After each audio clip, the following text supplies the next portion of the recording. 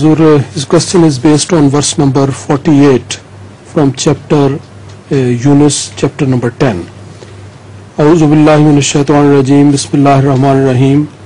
Wa likulli ummatir rasul fa iza jaa rasuluhum quziya bainahum bil qisti wa hum la yuzlamun.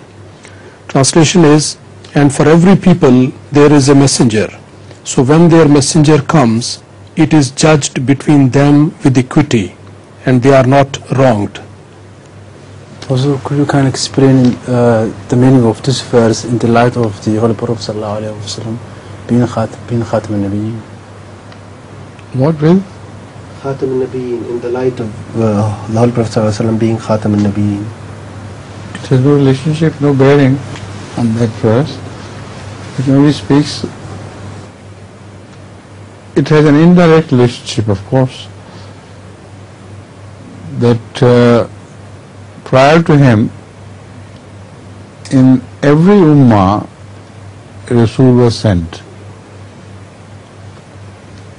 And being Khatam al-Nabiyyin in the right sense of the word, he put his seal of approval over all the previous prophets.